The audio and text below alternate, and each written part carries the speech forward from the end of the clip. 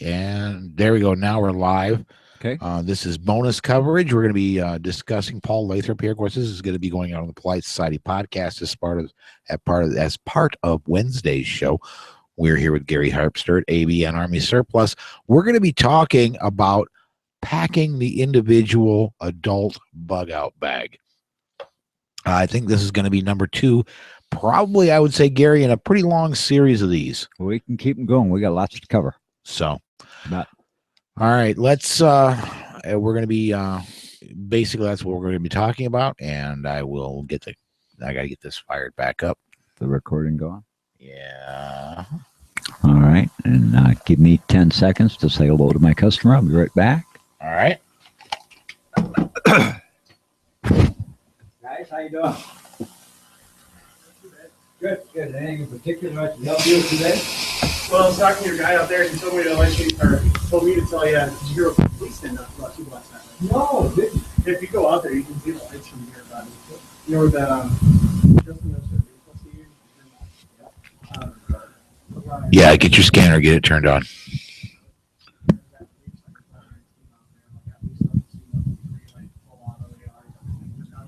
Oh, gunshot near Rosie's Cafe. No kidding. Wow. You hear that? Yeah. Possible gunshot. 2200 block of West Madison. Caller said they were shot in the back of the head. There was a Nobody gunshot? did it. Yeah, Argus 911 tweeted about 20 minutes ago. A possible gunshot in the 2200 block of West Madison. Caller said they were shot in the back of the head and they knew who did it. Reported the gunshot near Rosie's Cafe. Reportedly, a black man wearing black jacket, blue pants, carrying a weapon. And the police are on the scene responding to the medical needs and looking for the person. It's good that didn't happen that happened on Sunday, because my friend owns a tattoo shop across the street, and all of them carry concealed permits just in case, so no one gets hurt out there. Yep. We're all carrying as well. Yeah. So Yeah. Everybody here is carrying. let's hope he runs in here. No, let's hope he don't. I don't want to have to shoot anybody, but I was gonna say, if that would have happened any other day, like he would have been in the ambulance. yeah, everybody you see here is carrying. Yeah. And has had significant training. I know. For sure. Yeah. We got the new bulletproof vests in, by the way. They're right behind you. If you haven't seen those just came in this week. There we go. All right, should we try kicking this off? Record a prepper packing segment. Holler at me if you need anything, guys. Oh, will do. All right, Shelly's in the back too, so one of us will help you. All right. All righty. Okay.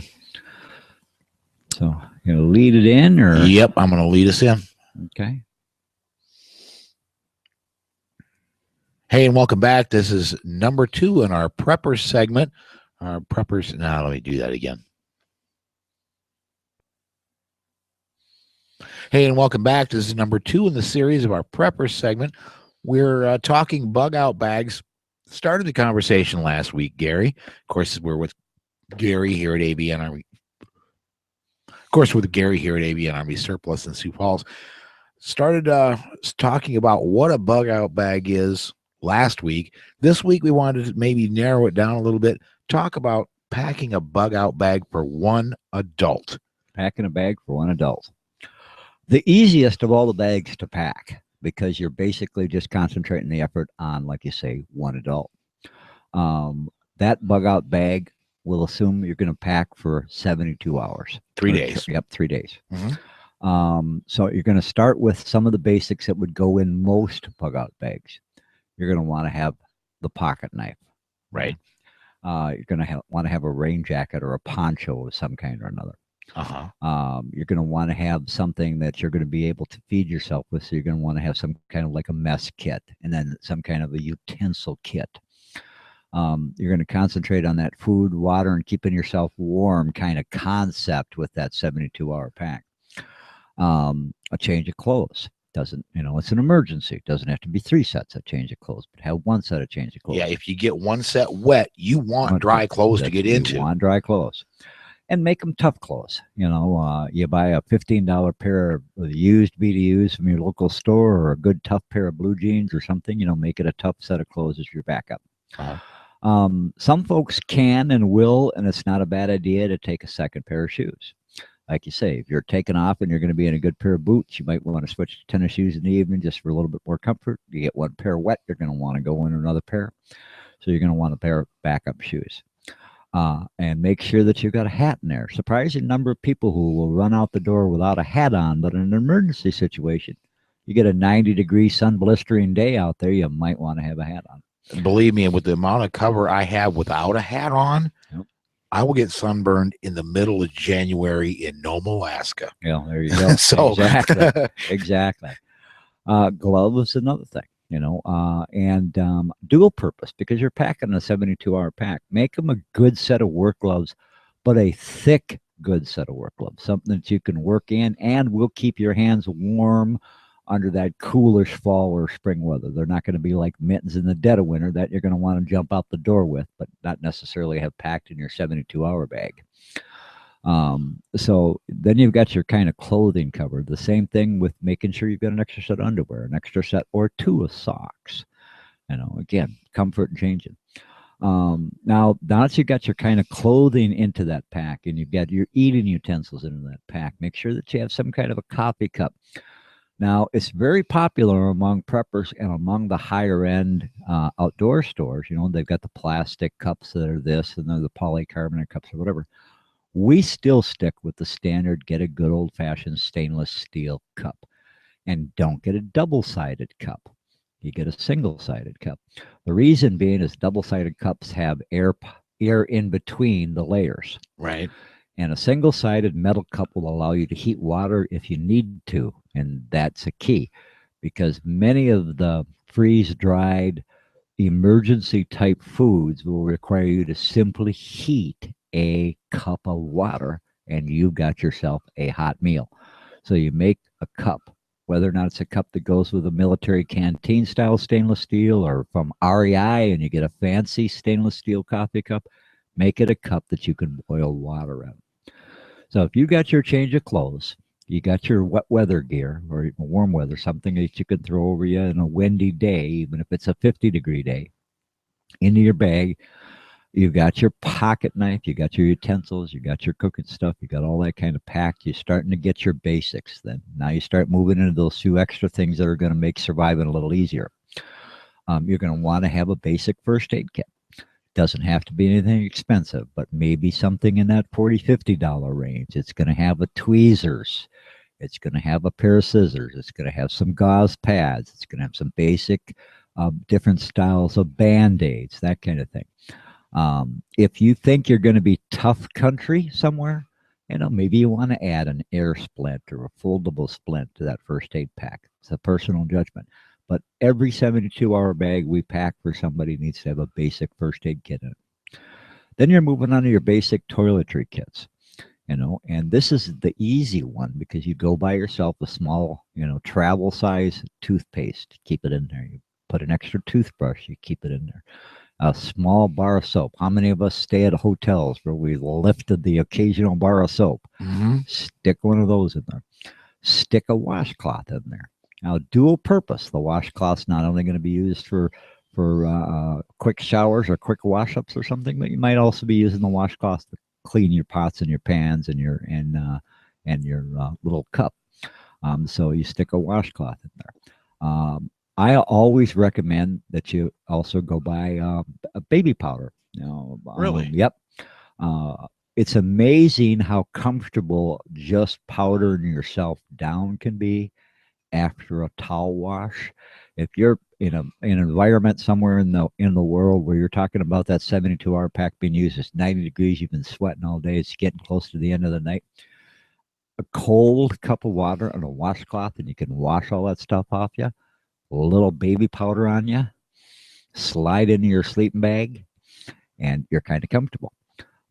So I always recommend that in there. And that's the basics. What else do you need? You want to be able to brush your teeth. If you've got long hair, you might want to have a comb in there. If you don't mind, you might want to have a fingernail cutter or a toenail cutter. Those two things or something else you might want in there. And if you're diehard that you got to shave during this emergency, a small little can of Edge and a razor, a couple of portable razors in there. That's again one of those little choices. You got to tweak them here, you got to tweak them there. So now you got your basics for your clothing. You got your basics for being able to eat. You got your basics for your toiletry. You got your basics for your first aid. You're going to want to sleep somewhere, so make sure that you've got a sleeping bag in that 72-hour pack, or you've got a good wool blanket in that 72-hour pack, which is one of the reasons we recommend to people that they use ponchos rather than rain suits, because if you put the poncho together with a good wool blanket, will it get you by a lot of situations for 3 or 4 nights? You're darn tootin' it will. And it might not be the world's most comfortable. You might be sleeping on the ground, not a pad or not on a cot, but you might also be bunking down in a gymnasium somewhere during an emergency, where all of a sudden they're going to provide you with a cot, but the blankets haven't gotten there from the Red Cross yet. You've got your own wool blanket. You got your own poncho. You can put it over yourself. You can sleep kind of comfortable. So now you've got those kinds of things into that pack. You've got your utensils, you got your clothing, you got your first aid, you got your sleeping system in there. You got your wet weather gear in there. You're starting to get pretty close to being able to grab that pack and run without too much issues. Some of the other things that you should add in there just to be on the safe side is add yourself some light. Are you going to take a flashlight with you, and what kind? It doesn't have to be a real big flashlight. The smaller, the lighter, the better. But that's a place where don't scrimp on the dollars. Don't talk about a $10 flashlight. Talk about a $50 flashlight.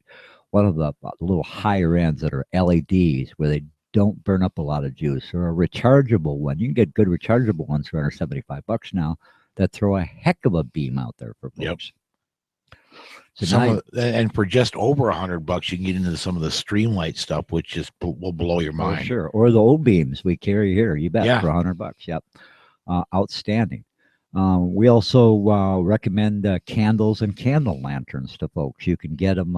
We've got here, and most stores will carry them, tea lights. We got a tea light candle, puts out an awful lot of light for a long time. We got the 9-hour emergency candle, puts out a lot of light for a long time. In my pack, I carry a 9-hour candle lantern with a candle in it and an extra lamp. My wife does the same thing, and one of the two of us carries the next step up, which is the 120-hour emergency candle. Again, you're putting it in a 72-hour pack. You don't know how long you're going to be gone, and you don't know where you're going to be. So we're talking about the basics that would go in a one-guy individual pack. So some kind of candle power and some kind of flashlight power. So now you're talking about also wanting to have some matches in there. We recommend you do not buy the waterproof matches that come in a little package. Everybody in the world says waterproof matches. You buy the Strike Anywhere stick matches. You put those into a little waterproof match case so that you can light a fire if you need to in a situation. You can light that candle if you need to, and you're not a smoker with carrying a lighter on you. I have 2 big lighters on me everywhere I go. Yep. And even my wife, who doesn't smoke, carries an extra lighter in her purse just for the times that I need to, but we both carry the stick matches. And the Strike Anywheres are perfect because then you don't have to worry about the box getting wet. Right. If you've got a zipper, you can light it. There you go. Exactly. Or a beer like you've got. I've seen guys with them out of beers. So now you're starting to get into some of those little bit of basics. I recommend that you then carry a little bit of safety with you. I recommend the little camp mirrors. $11, $12, reflective surface. You're going to be able to use it for shaving. You're going to be able to use it for brushing your teeth. You're also going to be able to use it for signaling people. And if you're smart, you can, and you're really stuck outdoors for a while, you can use it to start a fire if you've got some concept of what's going on. A nice little signaling mirror. So now, excuse me, you're getting down to that. What are the sort of the 10 most essentials of a survival kit, which is part of your 72-hour bag? Do you have some toilet paper? Okay. I recommend that you roll some up, stick it in a baggie, use a food sealer, seal it up, make sure you got a little bit of toilet paper with you. Do you want to have a handkerchief? Something that's kind of a dying thing in a young kid's age. But yeah, you ought to have a handkerchief with you. The handkerchief, I want to a lot of different things you can use. Number one, it's the most basic water filter.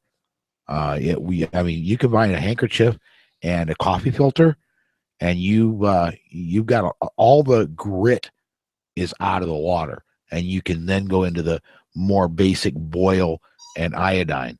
And a handkerchief, all else fails, man, you got a really great bandage that can be turned into a tourniquet. Absolutely correct.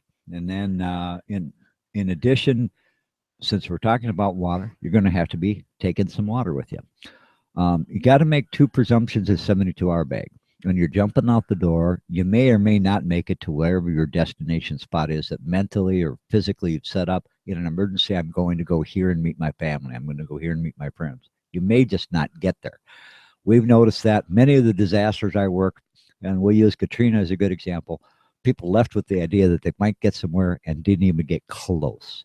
When we had those 3 hurricanes with Hurricane Charlie in Florida, bang, bang, bang, same thing. Floridians got on the road to get out of the way, never made it even close to what their original destinations were. So all of a sudden, they've got to live out of that 72-hour bag. I'm getting a lot of static. Okay. Oh, it's gone now. There you go. So live TV, as they say. So when you're talking about doing that, a few other things you might want to think about. You're going to do some water. Now, a lot of the packs come with bladders or a bladder space where you can add the kind of bladder that the military uses, has a hose that comes out of the top of the pack, comes around. It's got kind of what's called a bite on it. You bite open it, you can suck water out of it. So that's one way to go. Another way to go is with a 2-quart or 1-quart canteen. You might also throw a couple of the packets that last for years and years and years, the little water packets that you can buy most places, ourselves included. Throw a half a dozen of those in there just so you're sure you've got some good water in there. You're going to want some space for a couple of water bottles if that's the way you're going to go. Many of the little disaster survival kits that come out, for example, we've got 2 lines of them that actually the survival kit's packed inside of a water bottle. So Negline type water bottle. You're going to want something like that, either full of water or stuff full of other things to be able to use, because you may be going to a source where they don't have something for you to carry the water in, but they've got clean water. You'd want to go over and be able to refill it. So you need a canteen or a water bottle or a bladder. One of those versions that makes you happy, you need something to be able to carry water with. Right. So now you've got your cup that you can heat water with, you got your water with. Somebody's going to maybe have some food available, might be canned, a P51, a P38, the small can openers, something to have in your kit. So now you're starting to add that can of lantern, the toilet paper, the little can opener. And you start to think about things like that. What's going to happen if you need to write a message, lead a message board. And a lot of times, even tornado type people scatter immediately, or floods, people scatter immediately. And all of a sudden, where are my friends and family? As things start to calm down a little bit, somebody will post a big bulletin board somewhere in town where you can leave messages. You can check messages. Make sure you take a pencil with you. Make sure you take a pad of paper with you. And I hate to say this because I've seen it happen, but make sure the pencil's sharpened. And if you, yes, but if you're smart and you brought your knife with you. You brought your pocket knife. That is correct. Which is another thing that a lot of folks don't think about, but for a couple of bucks, you can buy a little knife sharpener. I always recommend in the top 10 lifts you to throw a little knife sharpener in there. So now you're not necessarily talking about surviving in the wilderness, but you're able to use this thing in the wilderness. You're able to use it in some town you've never been in before, where you're hunkered down with another 50 people in a park for a couple of days. You end up in a gymnasium that the Red Cross has got, a town that's 3 towns away from you because a tornado destroyed your town. You've got some basic kinds of things with you. So there are a lot of little things that you can add to that, but we're just going to review this basics for what we're packing for one guy. You're going to want to make sure you got some food. You're going to want to make sure you got some water. You're going to want to make sure you have an extra set of clothes. You're going to want to make sure you got something to keep you dry. You want to make sure you have your toiletries. You want to make sure you have your first aid kit. You want to make sure you got something to sleep with. And I think this is the most important. Make sure you take something with yourself to do. Pack a book. Pack a set of playing cards. If you're going in your bug out bag and you built a bug out bag for your kids, they're going to have their toy in it, but take something the family can do. We have a little rollout game. And it's got backgammon on one side. You can play backgammon, or you can play checkers, or you can play chess on one side. And on the other side of it, it's got the stars, the constellations. Uh-huh. So if you're sitting around a campfire, you can hold it up and try to figure out the constellations. Take something with you to do. I always pack a paperback that I haven't read. In fact, the same Lewis Moore Western that's brand new and I have not read. It's been traveling in my 72-hour bag for years. I'm hoping there's an emergency someday so I could actually sit down and read the darn There you thing. go. You know, so all those things: paper, a pencil, a book, can opener, flashlights. Make sure you got some candle. Now you're starting to get that 72-hour pack pretty well together. And I always recommend you use a checklist. And then since we're doing, this kind of a checklist, you've seen this with me before. I teach off of it in my class. The other thing to think about throwing that 72-hour pack is photocopy some of your most important documents. Yep. And have, if you're leaving, which they recommend now, you leave your Social Security card at home in the safe. Right. Photocopy that. Photocopy your driver's license. Photocopy your passport if you're leaving all that stuff in the safe. Photocopy your home mortgage. Photocopy the title to your car. Sticks, who used to be on our show, had an amazing suggestion and something I do myself. I carry with me all the time a jump drive, and on that jump drive, you put just digital pictures of all those things. Takes up a lot. One little jump drive takes up a lot less room than all that copied paper. That is correct. Absolutely right. Absolutely right. And a perfect way to go about doing that if you've got that ability to you. The other thing, excuse me, little things, Kleenex, hand sanitizer, little bottles that cost about $2 a hand sanitizer. Right. Throwing a little hand sanitizer in there. And we talked about a whistle. Make sure that you carry a whistle with you. So when we talk about little things like the pocket knives and that kind of thing, we carry with us on our 72-hour packs around the handle so it's ready to go with us out the door. We have a lanyard.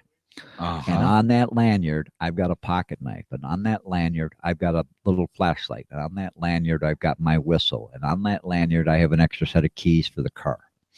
They're always on that lanyard, and that lanyard is looped around my 72-hour bag. So if I've got to run out the door at 4 o'clock in the morning, I'm grabbing that bag, and I've got my sweatpants and my tennis shoes on, and I'm going. I've got what I need to go wherever.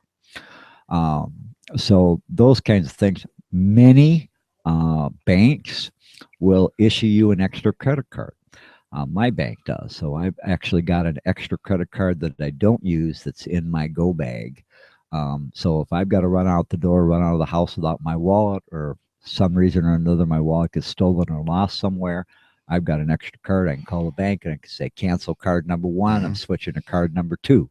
And I can continue doing what I need to do to be able to get fuel and that type of thing. So those are the basics. We can always add a little here, subtract a little there. I'm sure our listeners will have some suggestions I haven't mentioned. And as always, we would welcome the emails with comments or questions. Please send them to us. And if you have anything that you want to share, we'd be happy to share them with you. Any other comments you want to add? I would one question for one person. If you were to, we just kind of barely touched, well, actually a couple things that have come up in my head. We just barely touched on food. And we're saying about a 2 to 3 day supply. Well, you can actually, I think myself, food is one of the least important things in there. The human body is amazingly resilient. You'll get damn hungry, but you're going to live 3 days. Well, most people would live 3 days without food. But you can pack a whole lot of energy and a whole lot of calories into things like energy bars, right? Breakfast bars. The Coast Guard SOS bars that we carry, the packs, there's 9 bars in there, honey and cinnamon. Now, most women would object to hearing this, but those bars are packed with an enormous amount of calories.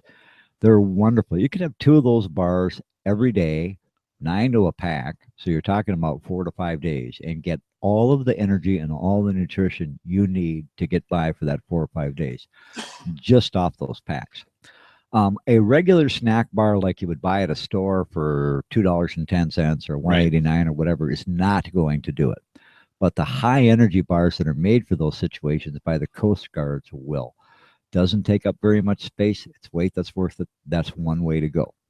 And then I would carry with me always. We have a couple of meals, the freeze dried meals. They don't take up very space. We sell the 2-packers here. Every place sells the 2-guy deals for hunters, fishermen, Right. campers.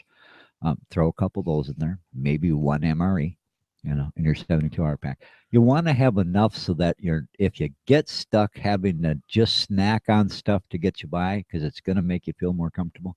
But you're right, you can get by without it. If you're going to leave something behind a little bit, might cut back down the food if you're only going to be packing for a 72-hour pack. The other thing is, and this is the one thing I don't think you want to skimp on, and that's the water, because you're going to burn your body out, especially if you're going to be on foot in this thing. You're going to need water in a big hurry, and you're going to need a lot of it. So if you're going to skimp on something, skip on food. And do not ever dream of skimping on the water, even though it's a little heavier. You want to bring that water. I agree with you, and that's the reason that we recommend certain kinds of packs and don't recommend other kinds of packs. In part because people who aren't accustomed to doing this don't realize how much water weighs. 9 gallons or 9 pounds per gallon. Yep. And so if you're running out the door and you've got your pack packed and you've got the water on there, and you take the water out of your pack and you notice the difference between the weight with the water in it and the weight with the water out of it, you're going to notice that there's a substantial more weight into your pack once you put the water in there. So get a pack where you can balance that weight. That is really ultimately important, which is why the military went to the bladder system, because the bladder system carries so much of that weight from the water right up against the back, centered on the back, centered in the first part of the pack, so it doesn't have the pull back feature that most other packs do. So if you're looking for a pack because you don't have one, going along with your suggestion, the water, I would highly recommend you look at a pack that will allow you to have a hydration bladder in it. Very cool. Well, we've pretty much covered, I think, packing the individual bag for the one adult. We want to get into, before we cut, and we're already long on the segment, but I do want to get on this anyway. You've got prepping classes coming up at ABN. We do. Our next one is October 22nd. Basically, come on in the door. Class is free, 7 o'clock. And we start the class around 7:30 because we shut the door down at 7. So folks will start wandering around 7:15 for the class. What makes our class a little bit more unique than many of them that you're going to run into is we're not talking to you about just what you can buy here. So our class isn't designed for here's what you ought to buy from us. When we look at a class like this, particularly basic disaster readiness, we're talking about what you need for your pets. If you're good, what are you going to do about your pets when you got to go? What about those documents that you've got that you want to hang on to? What about something for your kids and how you're going to pack for your kids? We talk about everything from the food elements to the basics of maybe what you ought to have in your car ahead of time if your plan is to jump in your car and go. What kinds of extra tools do you need to have? Are you sure you got duct tape in your car? Those kinds of things. So we really discuss within our disaster preparedness 101 classes all of the aspects of what might likely happen to you, and try to get you to understand that you don't have to have a $500,000 bunker to survive a disaster, either man-made or natural. A few basic things and some information, and you can get a long way. As you and I have discussed before, big problem with the internet is a lot of those emergency disaster sites are designed to be retail sites. You really need to buy this, you really need to buy that. Well, I got to tell you folks, a lot of stuff you don't really need, and the basics that you do are things you can put together out of what's already in your house for the most part. Just add a few features to it, and we help show you that too at our class. Next one coming up the 22nd of October. Class starts at 7:30. Come on in around 7. Class is free. Happy to answer all your questions and show you what you need to know. Awesome. Well, that'll do it for this segment then, and we'll do another one next Sunday. So thanks for joining us, everybody. Thank you very much. See you soon. 26 minutes. Too long? No, because we're all right. The whole show as a group will come in under 2 hours. Okay. All right. Thank you, live viewers. And there is one. So thank you, live viewers. Thank you, guys.